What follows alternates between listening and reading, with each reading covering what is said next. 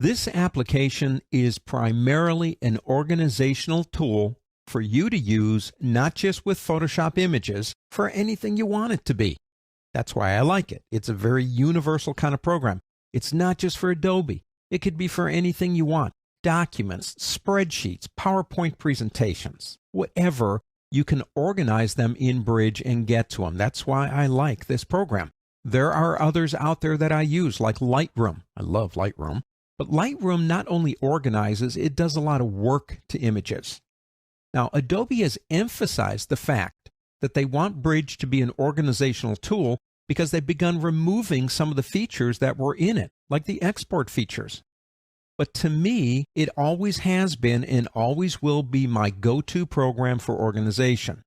But that doesn't mean there aren't a few things we can do here. Let me show you one or two things, features, that we can do to images directly in Bridge without, say, going to Photoshop. For example, these images here are designed to be a panorama.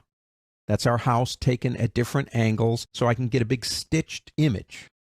And you can see these down here. It's almost like they're put together. Let's do these. I'm going to select, and actually it starts up here, all of these images here. I want to put those together into a panorama. Now, I could open them in Photoshop and do that, but if I go up to the word Tools on the pull-down menu and go down to Photoshop, you've got batch processing. That would be all the batch stuff you do in Photoshop you can do here. Contact sheet, lens correction, but go all the way down to Photo Merge. In Photo Merge, basically you've got these images. I'll just leave everything at default. It usually works pretty good if you do that.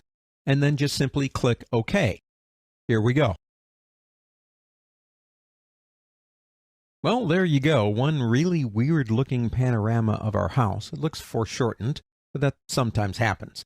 But it was done directly in Bridge. Let me go ahead and get out of here and go back to Bridge for a second.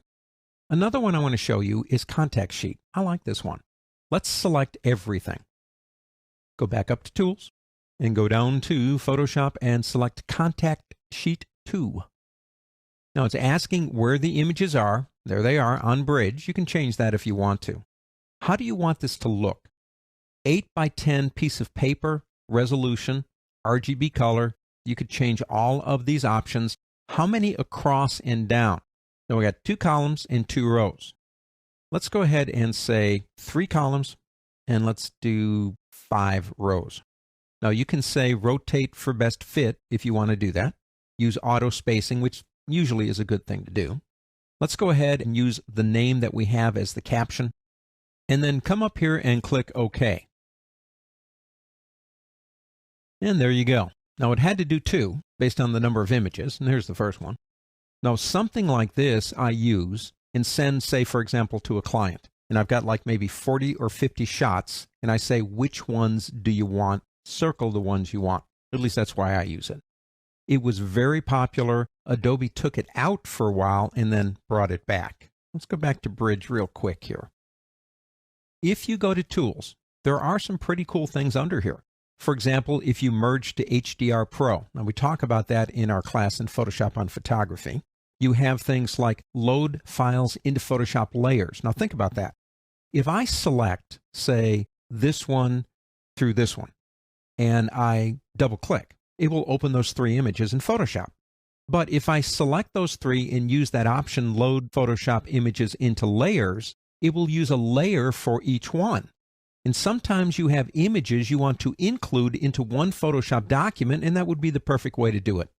Bridge is, and always will be, in my opinion, my go-to program for organization and controlling my images, my Microsoft Word documents, just about anything on my hard drive. Don't forget that you have this valuable program.